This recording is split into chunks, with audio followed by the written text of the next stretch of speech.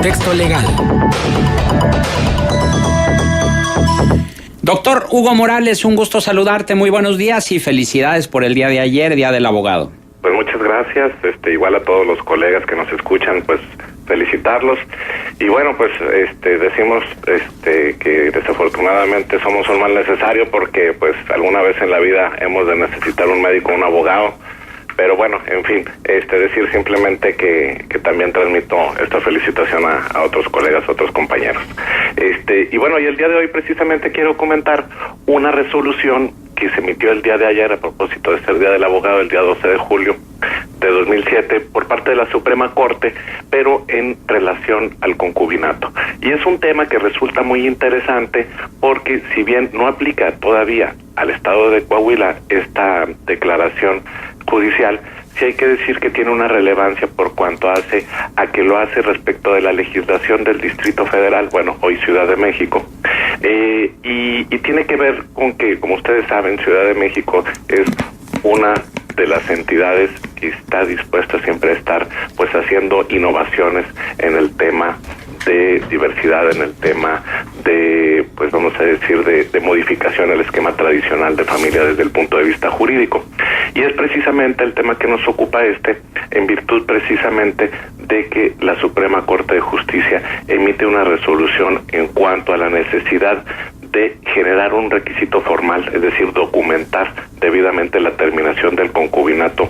vía de una declaración judicial. Y bueno, antes de dar paso a esto, tal vez convenga platicar un poquito al auditorio qué es un concubinato, cuál sería la diferencia respecto de un matrimonio, y en este sentido decirles que el Estado de Coahuila señala que el concubinato es una relación entre un hombre y una mujer que viven en pareja sin estar casados ni tener impedimentos para contraer matrimonio,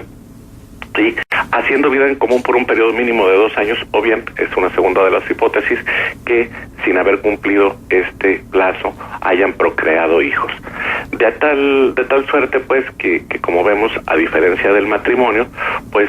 se genera una relación, vamos a decir, familiar, una relación en el cual existen los mismos derechos y obligaciones que el matrimonio. Sin embargo, la única diferencia clara y evidente es que no hubo necesidad de recurrir a las instancias, en este caso a la oficina registradora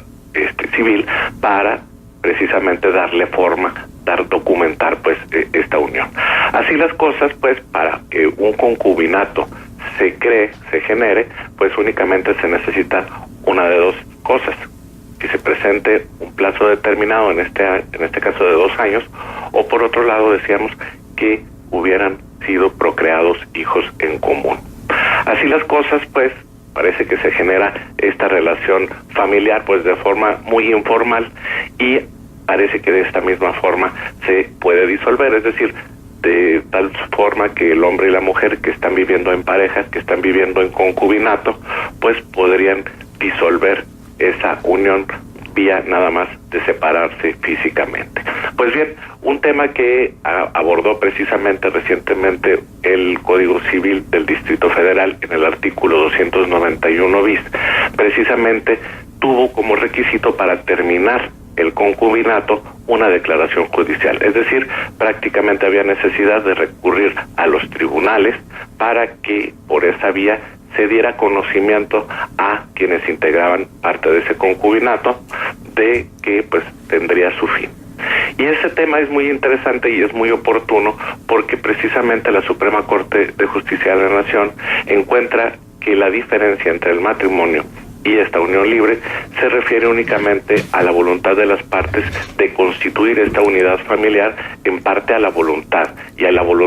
y al esquema único de estar haciendo una relación familiar, personal y física, de tal suerte que no es necesario precisamente que exista una declaración por parte de ningún tribunal para dar por terminado este vínculo, pues vamos a decir semimatrimonial, que se llama concubinato. Un tema, les digo, que resulta muy importante porque a pesar de que aquí todavía no se había modificado la ley para poder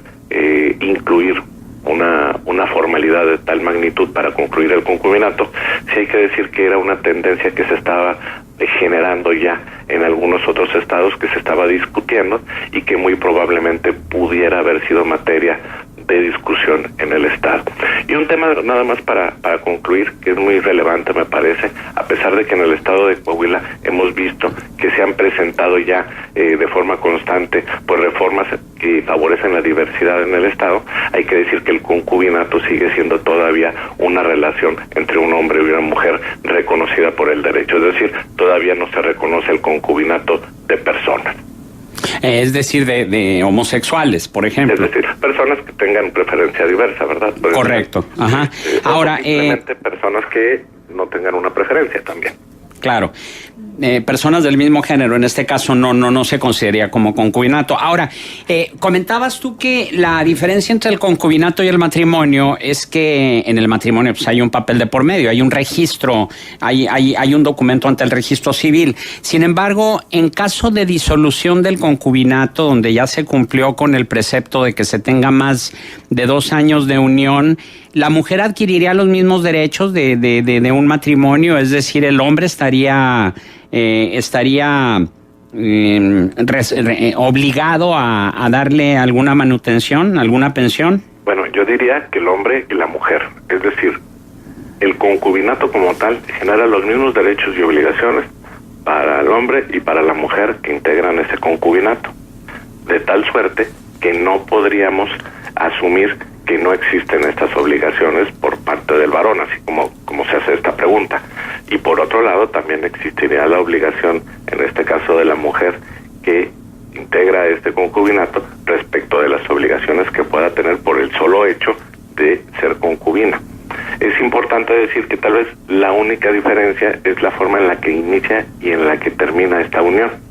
y que esto impacta únicamente en la formalidad, es decir, en la forma en la que se tiene que documentar o no. Quiero decirles que a pesar de que suena muy simple el hecho de que existen por ahí concubinatos que vamos a decir nunca tuvieron un origen jurídico a partir de el reconocimiento expreso de la voluntad en un documento, sí es muy común que exista ya el reconocimiento expreso de los concubinos ante una autoridad legalmente constituida, como puede ser tal vez un notario, que no es autoridad, pero que se le puede llegar a reconocer la misma para efectos de manifestar esa voluntad. Ante los tribunales locales es común que las personas que ya hacen esta vida en común, que quieren hacer algún trámite, pues solicitan precisamente por la vía voluntaria comparecer ante un juez, manifestar que han tenido esta vida en común, e incluso en algunos casos algunos parientes, algunos testigos pueden corroborar esta situación para generar derechos, por ejemplo, en materia de seguridad social. Sin embargo, precisamente esta cuestión que viene a dar la posibilidad del reconocimiento expreso ante una autoridad judicial o administrativa de esa voluntad de estar conviviendo en concubinato, no es necesariamente un matrimonio, y sin embargo sí había generado la percepción de que también podría haber un reconocimiento expreso de terminar esa voluntad de permanecer en concubinato, que es precisamente la que revoca la Suprema Corte de Justicia de la Nación.